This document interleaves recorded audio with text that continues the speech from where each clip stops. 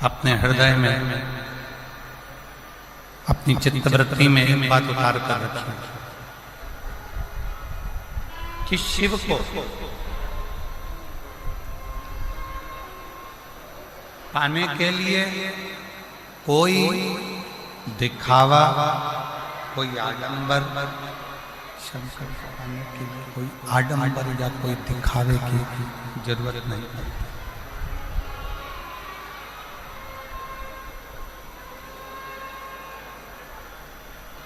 शिव जी को ना कोई आडंबर प्रिय है, ना कोई दिखावा।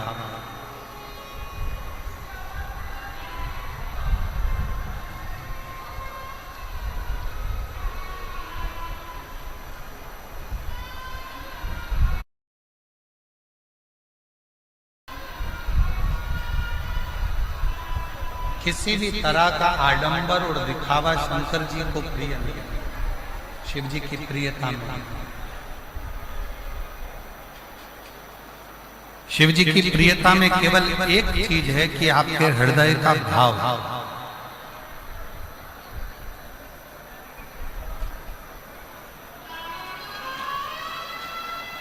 आपके हृदय से आप जितना शिव का स्मरण कर, आपके हृदय से आप जितना शिव का भजन कर, आपके हृदय से आप जितना शिव भक्ति को धारण कर रहे, मूल वो।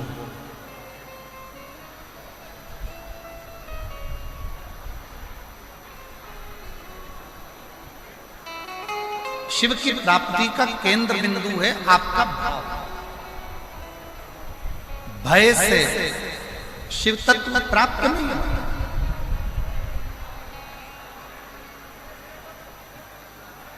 भय से कभी शंकर मिला ही नहीं।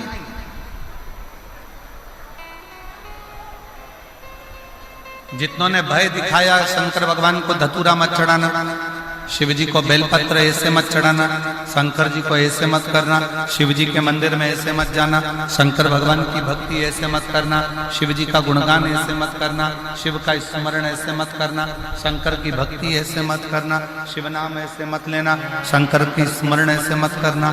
जिसने भय दिखाया, शंकर भगवान भय से कभी नहीं। लोग आडंबर में पढ़कर, दिखावे में पढ़कर, कहीं ना कहीं गलत विचारों में पढ़कर शिव से दूर होते चले।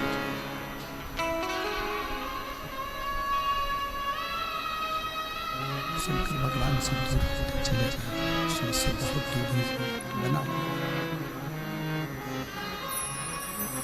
शंकर भगवान से दूर होते चले गए, दिखावे में पढ़कर शंकर भगवान से दूर, शिव से।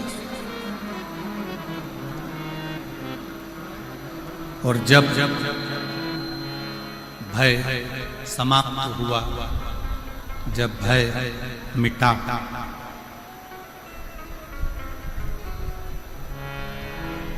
और अंदर भाव प्रबल,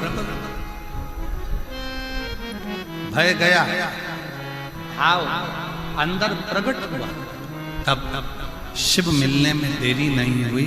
शिव तुरंत प्राप्त, तुरंत। मेरी जीजियों, मेरे जीजाओं, मेरी बेटियों, बेटाओं, मेरी माताओं, मेरे भाई, शिव कथा सुनने वालों के मन में एक बड़ा उलझन सा एक प्रश्न खड़ा हो रहा है।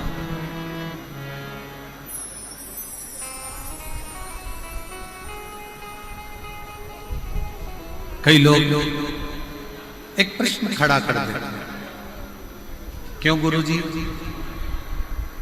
हम इतना पुण्य करते हैं, हम इतना भजन करते हैं, हम इतना कीर्तन करते हैं, हम इतना मंत्र जाप करते हैं, हम इतना नाम जाप करते हैं, हम इतना स्मरण करते हैं,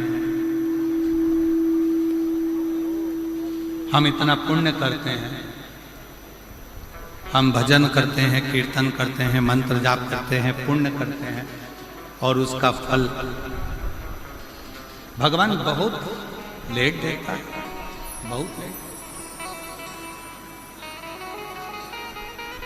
बहुत देर से देता है। और थोड़ा सा यदि पाप कर्म हो जाए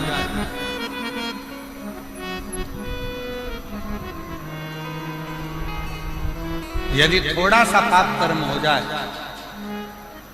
तो भगवान उस पाप की सजा तुरंत दे देता है। ऐसा क्यों? किस लिए?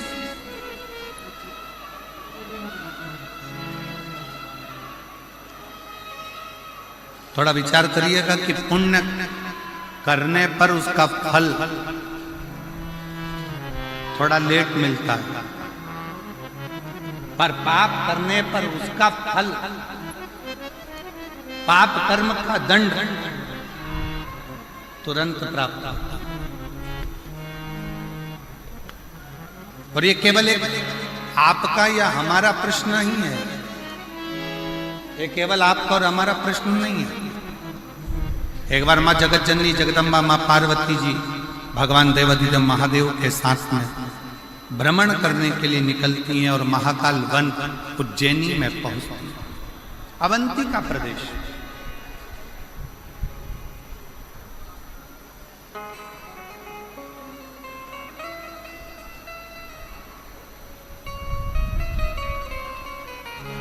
और अवंती का प्रदेश में महाकाल वन में पार्वती जी ने भी शिव जी से प्रश्न,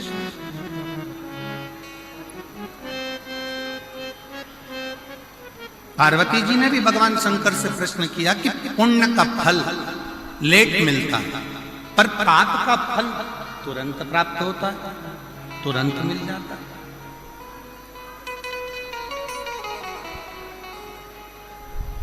पुण्य करने वाले को थोड़ा थोड़ा कष्ट भोगना ही पड़ता है, पर पाप करने वाला तो तुरंत फलता भी है, फूलता भी है और उसका पाप कर्म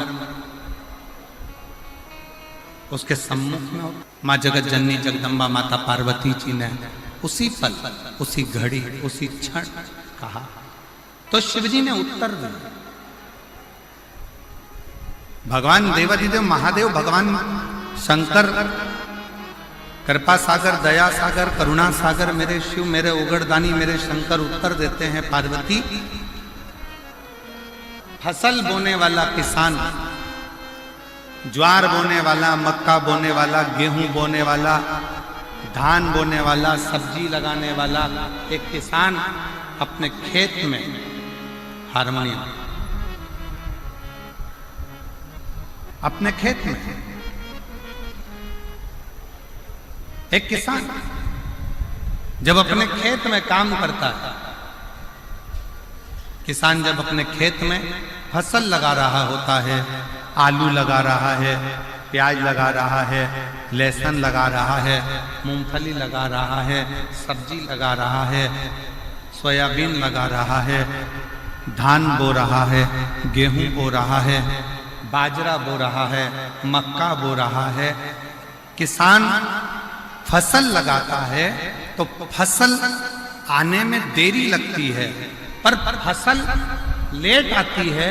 किसान ने फसल लगाई, उसको आने में देरी होगी, पर किसान जैसे ही फसल लगाता है उस फसल के साथ में थोड़ा घास, थोड़ी दुर्बा, थोड़ी दूब, थोड़ा खरपतवार उसके साथ जन्म लेने लगता है,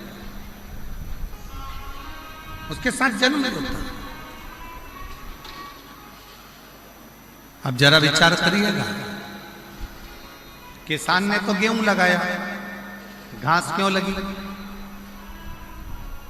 किसान ने तो बाजरा लगाया, खरपतवार क्यों लगी? किसान ने तो धान लगाया, उसके साथ में दूबा क्यों लगी? घास क्यों लगी? खरपतवार क्यों लगी? किस लिए? तो शंकर भगवान कहते हैं, भगवान देवाधिदेव महादेव शिव कहते हैं कि जो फसल लगाई है उसको लगने में समय लगता है, पर उस फसल के साथ में थोड़ा थोड़ा घास, थोड़ा थोड़ा खरपतवार, थोड़ा थोड़ा बेकार बेकार घास उसके साथ जन्म लेता रहता है, उसको कोई लगाता नहीं, फिर भी वो लग जाता है। उसी तरह पुण्य रूपी फसल को लगने में थोड़ा समय लगता है, पर पाप रूपी घास, पाप रूपी खरपतवार बीच बीच में जन्म लेकर सामने प्रकट होते हैं। पार्वती, ए पार्वती, दवाई डालने वाला किसान जब दवाई डालता है, राखोड़ी डालने वाला जब राख डालता है,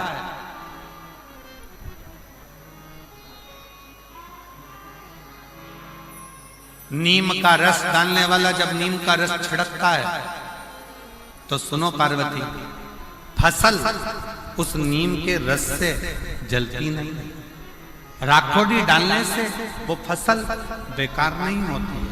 बेकार कौन होता है?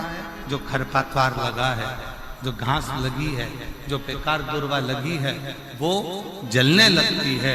उसी तरह जब कोई भगवान की भक्ति में, भगवान के भजन में, भगवान के स्मरण में आगे बढ़ते चले जाता है, तो उसकी सफलता धीरे धीरे उसको मिलना चालू होती है और उसके पाप का पाप कर्म धीरे धीरे समाप्त होना प्रारंभ,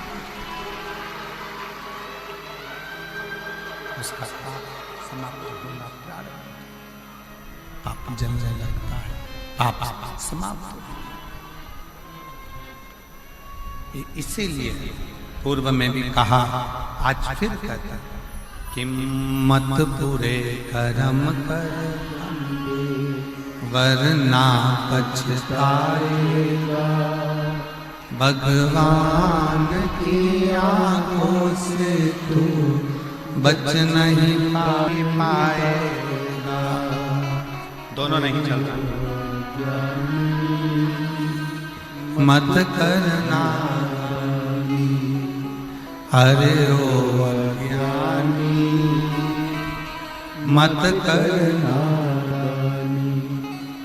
तेरे कर्म का फल तू ही पाएगा, जैसा किया तूने तेरे आगे आए बंदे, वरना पछताएगा, भगवान की आंखों से तू बच नहीं पाएगा, तू बच नहीं पाएगा।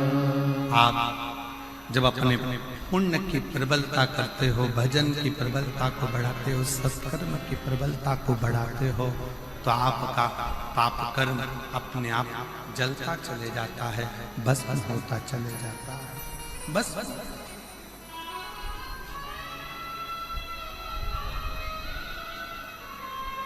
रतनगढ़ की मेरी जीजियों,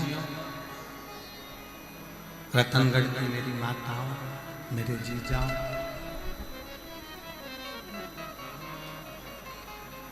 कोई पुण्य आपके और हमारे जीवन का कोई पुण्य प्रबल हुआ होगा,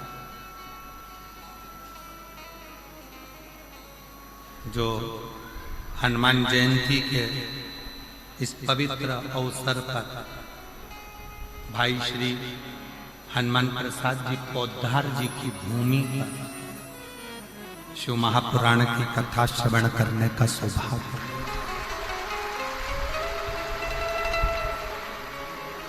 कोई पुण्य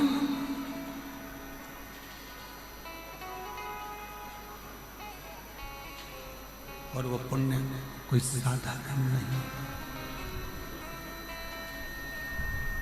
वो पुण्य कोई साधारण नहीं।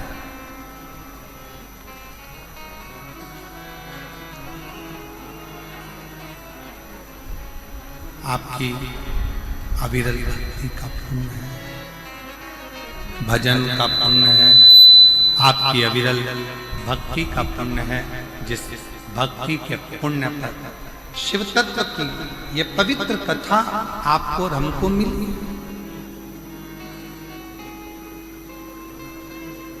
शिव कथा सुनने वाले का एक सबसे बड़ा नियम